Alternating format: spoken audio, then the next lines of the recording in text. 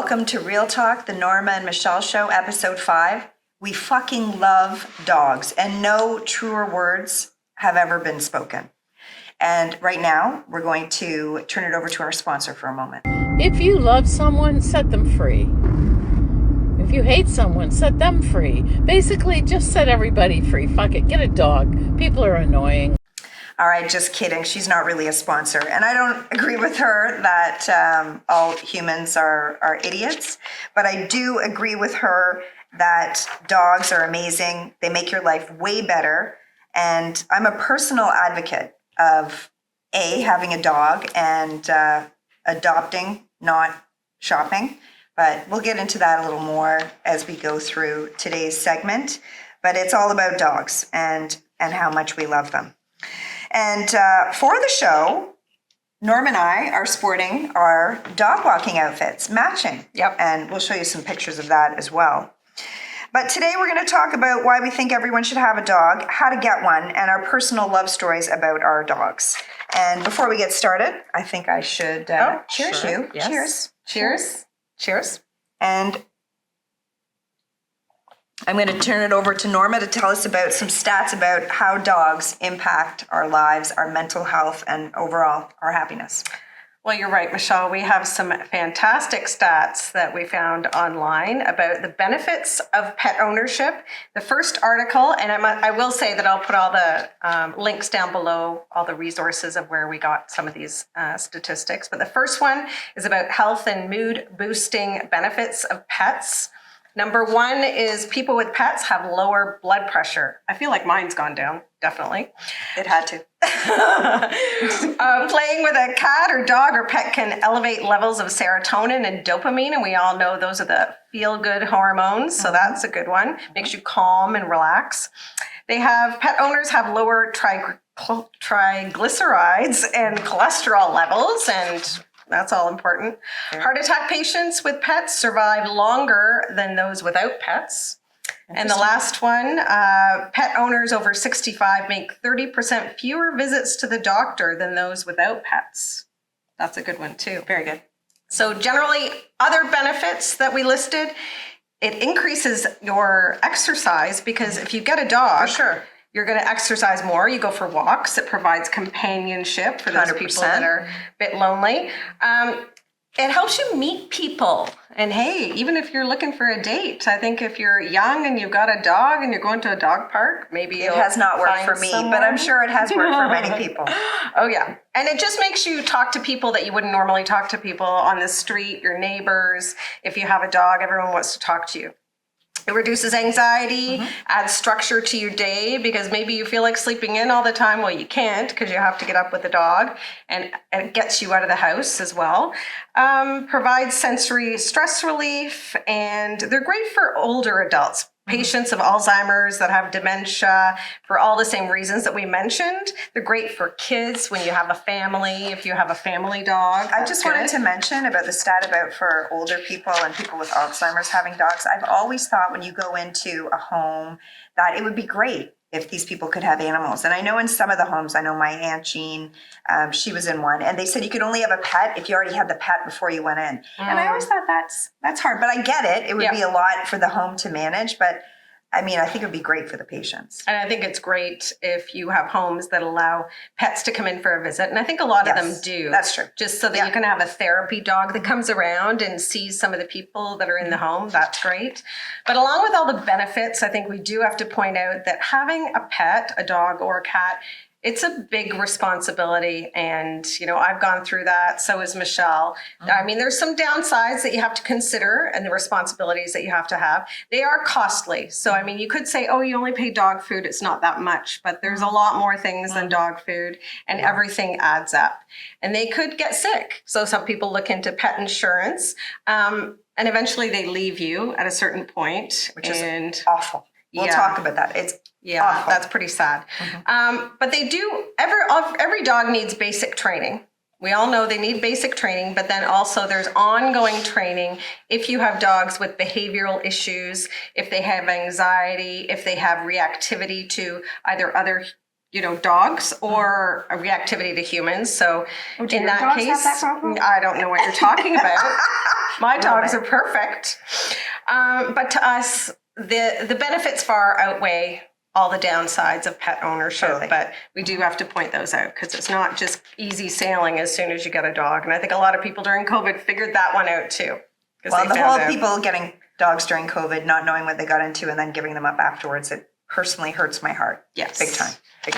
And there are some people that can't get a dog, but they love dogs. And in that case, we would suggest maybe volunteer at a shelter or humane society. Another good option is offer to dog sit for your friends that have dogs, or even your family members that have Like dogs. Norma and I.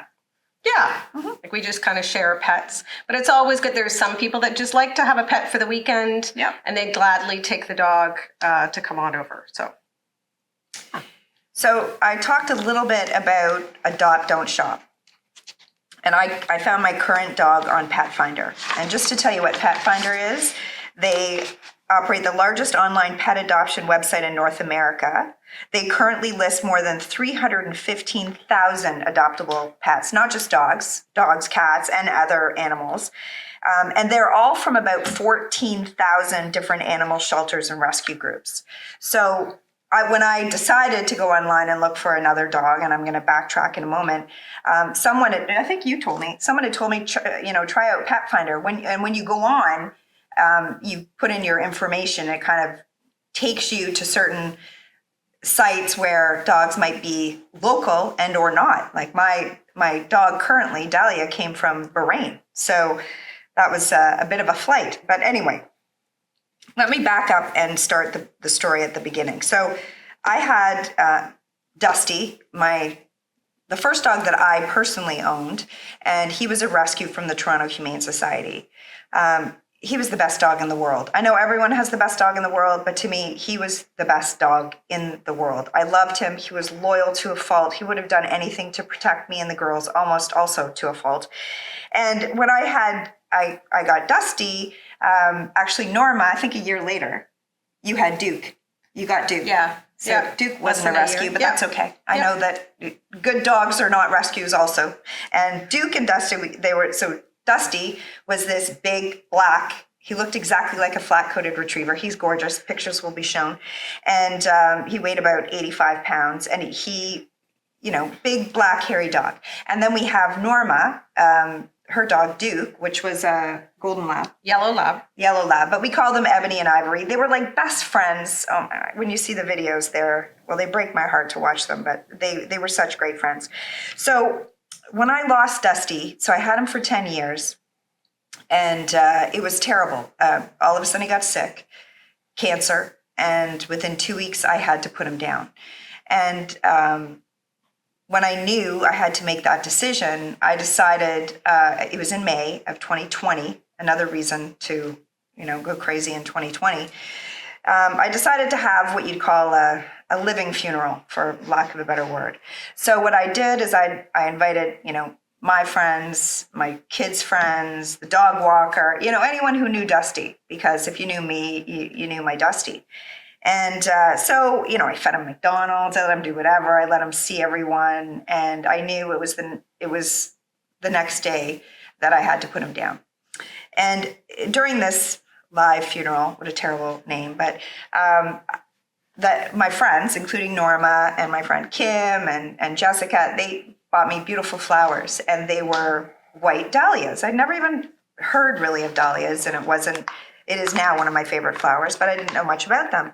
So, and after I had to put Dusty down, Norma actually gave me a dahlia that you plant, and every year these dahlias, they have to be replanted, and you take care of that, and they come up. So anyway, the story is, I would say, well, they're dahlias for Dusty, so in his honor.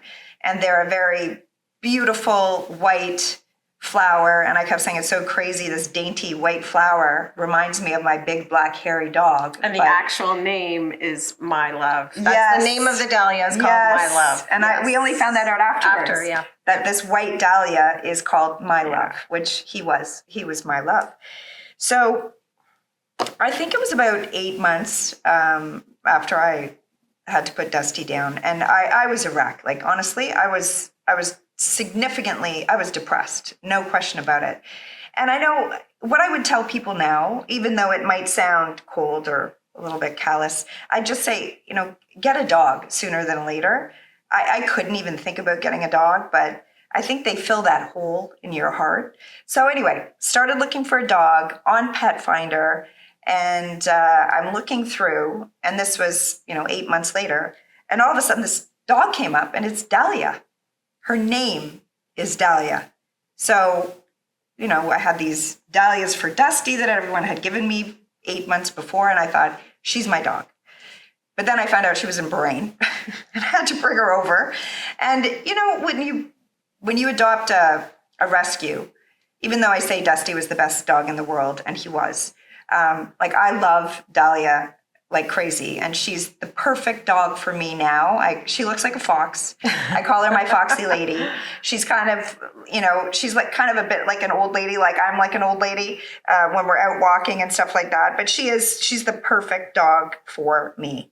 So that's my story about Dusty, about Dahlia, how I got Dahlia. A lot of people think because I had these Dahlias for Dusty that I just got a new dog and I named her Dahlia, but she just came up. I thought, this is karma. Yes. This is meant to be. Dahlia is my dog. So that's my dog. That's my story about Dusty. Now I'll turn it over to you. Well, my story, you said a little bit about Duke, who was a yellow lab. And previous to that, we had a white golden retriever. So up until this point, we'd always had purebred dogs. And very easy to take care of, not any behavioral issues or anything like that. So they were great. But, I thought, I'm not going to have another dog. I've had enough of hair in the house. But then I started to become a bit more open to adoption. Let's say if I saw the right dog. And it was Rachel. My daughter. Yes, that sent me just a screenshot of one that was on the Humane Society, and it was a black dog. Dog's name was Sprinkles, and she said, go have a look. So that's when I did have a look to see. I contacted the Humane Society in Etobicoke, and we met Sprinkles, who we later called Dakota. We adopted her, and we just fell in love with her. She was just so beautiful. She was a lot smaller. She was about 50 pounds, maybe less than that when we got her. And she was from northern Manitoba, where they had tons of forest fires, and they had to evacuate up there and some of the reserves. And so she came to us from there, and she was just beautiful, very quiet, calm. And they said she was only about a year old, and she just fell in love with Michael too. She just lay at his feet. And can I say, she looks like a female Dusty. She does. She really does. A smaller version of Dusty. She really does. So we adopted her. Everything was great. Michaela went on to school. It was like 2 weeks later. And then we kind of noticed just her physical, she looked like she was getting a bit bigger. I took her to the doctor. The doctor said, oh, okay, well, could be a number of things. 3 things. One, it could be worms, which is kind of bad. The second thing could be cancer in her stomach, which that was bad to hear too. Or the other thing could be she's pregnant. And I went, what? So that was only 2 weeks into to having her. And then we found out absolutely she was pregnant and that she would be having puppies in 2 weeks. I think it's like a 4-week gestation period, 4 or 5 weeks. It's not very long. So within a month, we found out she was pregnant. Humane Society, they were great. They set up a birthing plan. We called her a female doula set up. That was Livia from Canine Rainbow, and she was ready to come over and do the whole birthing of the puppies. But I could tell this was coming earlier than what they thought. I could tell because Dakota was nesting. She was outside trying to, dig in the backyard and curl in a ball. And we thought, okay, this is going to happen soon. And I was a little bit freaked out, because they hadn't really set up exactly where Dakota was going, because Dakota wasn't staying at our house. And then it was one day, Michelle and I were on a call. Michelle was at her house. I was at my house. We were on a client call, and I could hear almost like murmuring in the living room. And I look in, and something was going on with Dakota, and I could see something coming out, and I could hear noises, and I was flipping out. So I called Michelle. I said, I think she's giving birth right now. This is in my living room. Michelle, I think, was over in about 2 minutes. I live close, but I drove fast. She drove fast. I think her car was parked diagonally on the road outside of the house, and she ran inside. I'm scared to even go near Dakota, so I'm like lying back, against a wall. And Michelle ran in. She pulled up her sleeves. We got somebody on the phone, and she's down on her hands and knees with her hands right in there, just helping Dakota birth the puppies. So the first one came out. She's on the phone, making sure that she's, the first one was still alive.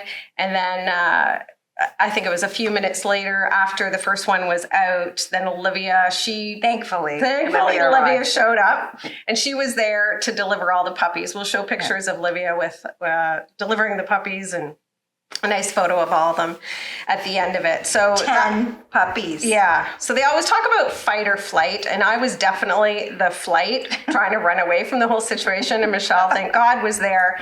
And then, we had the most amazing afternoon when we look back at it now, because it all happened within an afternoon. Yeah. And the crazy benefit of all this is that we met some lifelong friends now. Livia from Canine Rainbow, which is fantastic. She's amazing. And then Sandy and John, who were the foster family that took Dakota that evening. Yeah. Took the 10 puppies with them, and they raised those puppies and looked after Dakota For the whole 6 time. or 8 weeks? 10 weeks. 10 they weeks. looked after Wow. them because it was Christmas, and the Humane Society said we don't want to give them away before Christmas. So they actually stayed longer than they should. But we're going to be friends forever. We're family. We set up a Facebook page, Dakota's Puppies. So now we're, family friends with everyone that that adopted the puppies. So It's an amazing story, because here I am encouraging you to adopt, not shop. And then you adopt this puppy and this dog. Well, she was a year, and then she's pregnant, and then there's 10 puppies. It's crazy. And then we meet Sandy and John, which is amazing. Yeah. And the one thing I should say is that just from that one adoption, like Dakota made 10 other families happy, and everyone's so glad that she came into our lives, and that she gave birth to those 10 puppies, because now we're one big happy family of Dakota's puppies. So that's our nice story. Yeah. And also, we'll show a picture of us last Christmas at, it's Boxing Day at Norma's place. And there's 11 of us, and adults, and like my kids and you and your kids and Sandy and John and our dogs. And it's just like, we love doing everything with our dogs. We love going to places that allow us to take our dogs. We love going on hikes or walks with our dogs. It's, I don't know, we have our life kind of around. And we have our own dogs. pack. That's true. We don't need to go to dog parks. We can just hang out in someone's backyard. True. And I love all the dogs. I love them all. And I love my grand puppies, and they need a bit of a shout out here too. Brooks and Brooks, I mentioned them before. And why are they both named Brooks? I'll just tell you again. So my daughter, Rachel, she actually got her golden from a breeder, I don't know, 4 years ago, I guess, 3 or 4 years ago. Yeah. And then last year, my daughter, Paige, actually rescued a Dalmatian, and he was already named Brooks. So we've got 2 dogs, Brooks and Brooks, and Brooks and Dahlia are amazing friends, also friends with Dakota and Sky. Yes. Because Norma has Dakota and Sky, one of the Oh, puppies. and I didn't even mention that. I kept one of the puppies. Yes. Yes, and I want to show you this video. We're just going to show you this video of we're at the dog park. I took Dahlia and Brooks the Dalmatian, and my daughter Rachel brought Brooks, and you should just see. They're just so excited. They're so excited to see each other, and it brings me so much joy. And just like our cottage podcast that we did, and the dogs all come and they have an amazing time. We're doing our podcast, and they came down, and we almost lost our shit because we thought they were going to ruin all the equipment. They didn't. Everything was wonderful.